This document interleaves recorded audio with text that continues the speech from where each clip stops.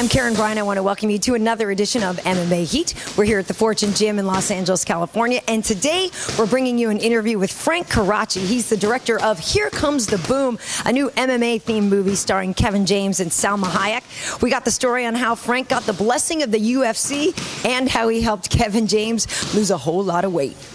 Frank, you know, and I was just saying off camera here in our community in the MMA world, people are dying for this movie, waiting with bated breaths. What made you want to get involved in this project? You know, Kevin came to me, and Kevin James has been a fan of the MMA for years from the beginning. And he mentioned, I seen him training. We were doing our last movie together with Zookeeper? Yeah, with Mark Delagrati, hitting the pads, and the guy hits the pads like you can't believe, and you'll see it in the movie. Yeah. And other UFC fighters will vouch. They can't believe how fast his hand speed is. And he said, I'm thinking of doing an MMA movie about, you know, a teacher who has to fight to save his school.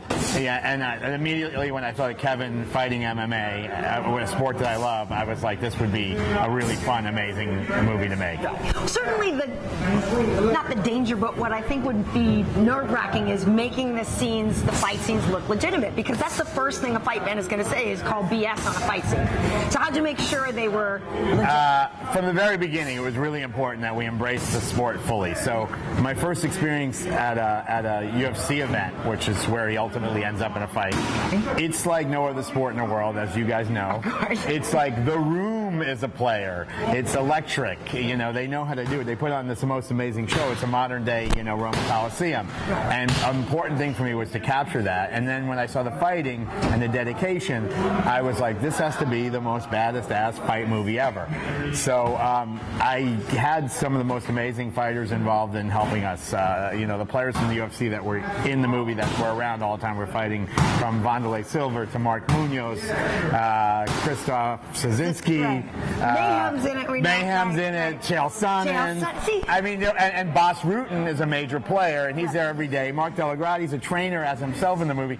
So when we were doing the fights, it was important to choreograph the coolest things. And when you're making a sports movie, it's like, it's great because you can take the best things you've ever seen. So in the movie, there's a Showtime kick that Krzysztof does. Awesome. There's a Superman punch that he gets air like Michael Jordan. I think you saw it in the trailer. That's in the trailer. So it's amazing. We wanted to make the best fighting that we could ever make in a movie because we can do that in a movie. So that was a big part of it. When you see the trailer, I mean, Bas Rutten is loved. And I knew, like I said, I knew there was Krzysztof. We knew Mayhem was in it, but Vandy? I didn't know he had Wanderlei Silva. What role does he play?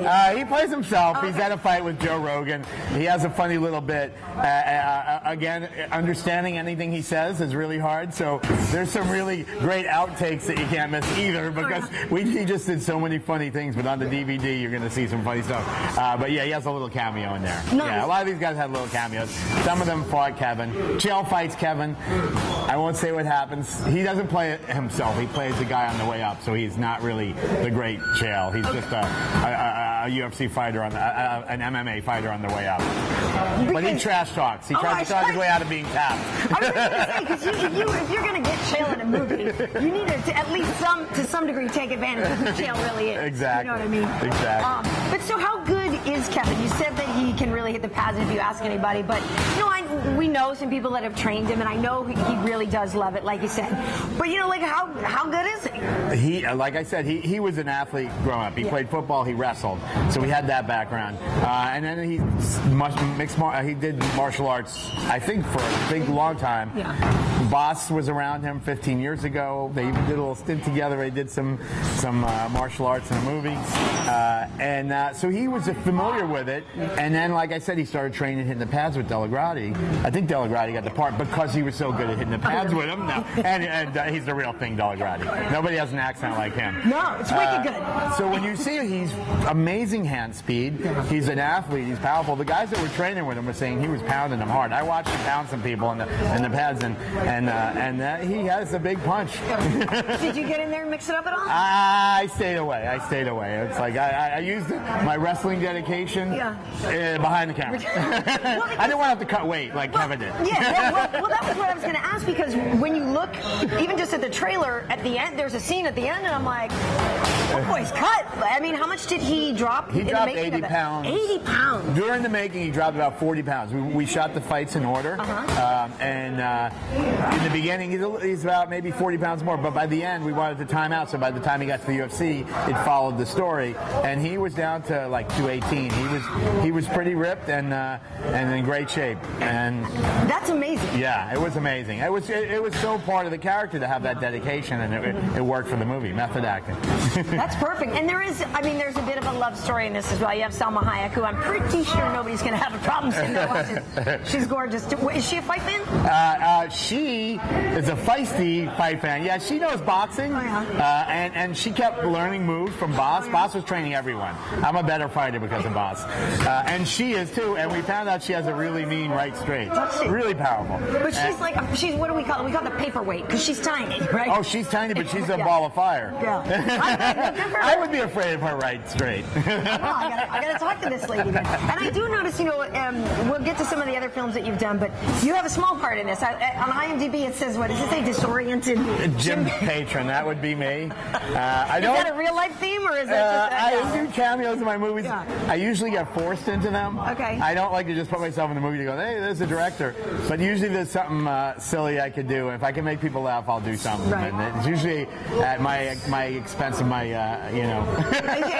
So disoriented, did you get tagged or something like that? I got tagged by Boss Rutan kicks one of those big workout balls. Yeah. And it nails me so hard.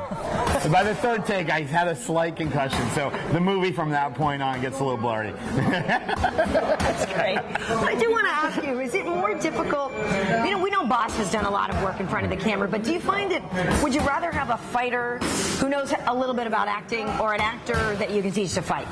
I mean, in every different scenario, it's a different thing, but the character that Boss plays, I was saying that the boop, boop, bing, bing, bong, bong, if we cast a comedian, it wouldn't have felt as real. And we, Kevin wrote the script. We wrote it knowing Boss, and we put all his crazy Bossisms and added some new ones like Twisty.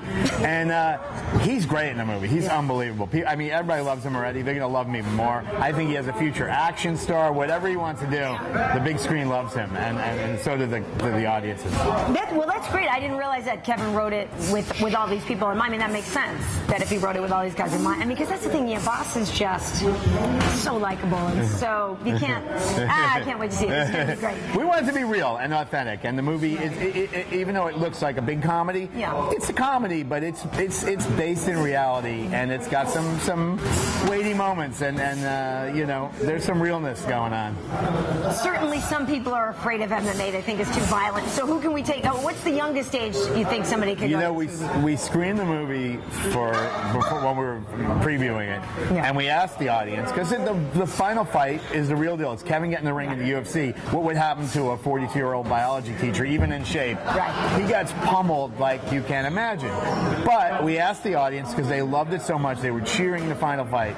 They said they'd bring their kids, 8 years old. It's not bloody. There's some real sports blood. But it really is about, because the story, the message is inspirational. It's about a guy finding his way. Kevin's character becomes a better person, and he does it for the school. And you have Henry Winkler, who has such a great heart in the movie. It really is an inspiring story. It really plays to the whole family. I mean, it's a movie I think is badass. If I went to see it and if I didn't make it and I saw it, I'd be like, oh, this is cool. The fighting's cool.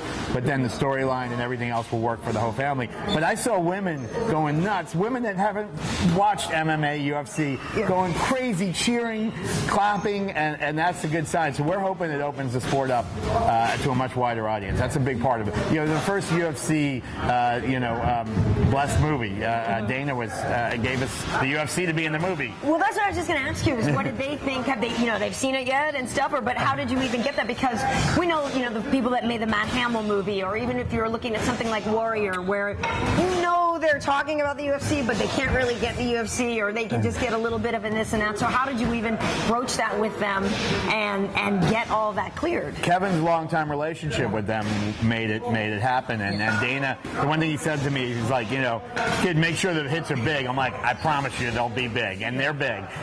So Kevin's relationship with them was great because then Dana supported it, and then we have Joe Rogan and Goldberg, we have Stitch as the cut man, we have Herb Dean, we have all the players, and so many of the fighters that I just said, and it is the first legitimate UFC movie, and it will be different than any other movie, especially when it comes to that element, the fighting.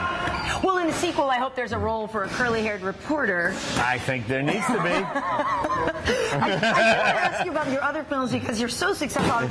I was looking at what Box Office Mojo or whatever, and they were talking about overall how much your movies have grown. And I think it said something like overall in the world, over $750 million, right? And then domestically, you've done like $500 million. So it's Waterboy, Click, Zookeeper. What else have you done with Adam? You did also. I did Wedding Singer and Waterboy. Wedding Singer. They were cones. They were cones. They were cones. Oh, so great. But I mean, obviously the Waterboy's a big one. What's the, with a sports movie, is there something?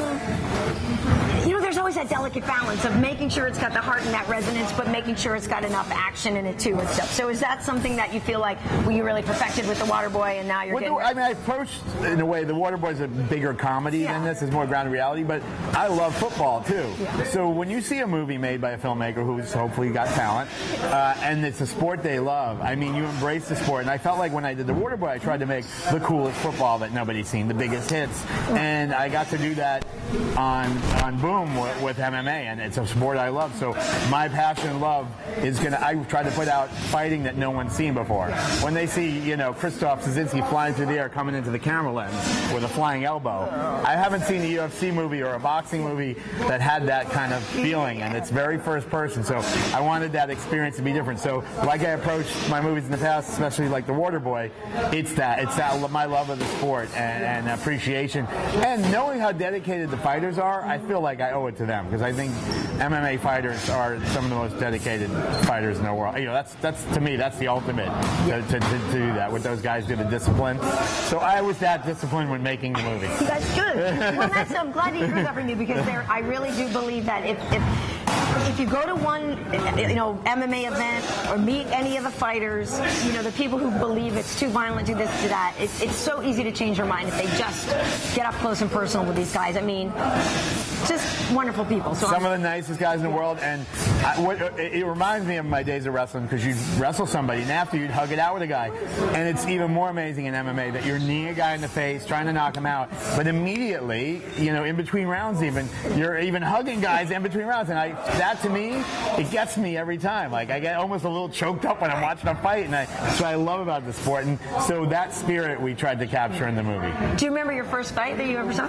I don't know. It was really low level. I can't even remember. It was in Boston, I believe. Was it? Yeah. It was really low level, right. though. Yeah. But I mean, it was bloody. The cool thing about the low level ones, the mismatches. Oh, no. There's a guy with like 30 fights versus a guy with 2 and 1. Yeah. It's like that's the stuff that's really cool. Or my favorite is when the guy who's like 12, 15, and 4 who's in there, like, dude, might want to consider another option.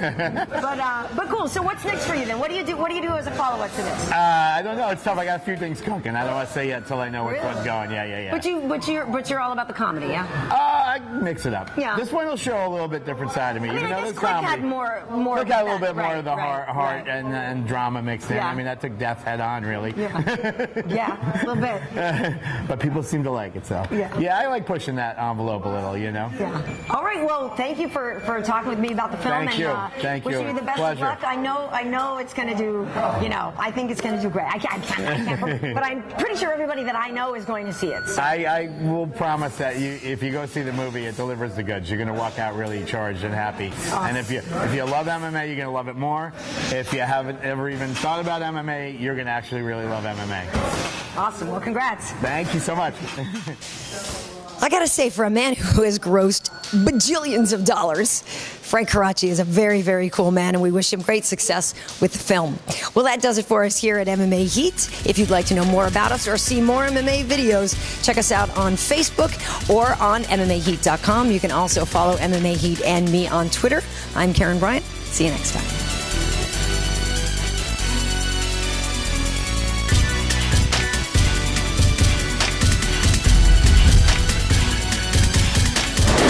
Frank Coraci, the director of Here Comes the Boom, and you're watching MMA Heat.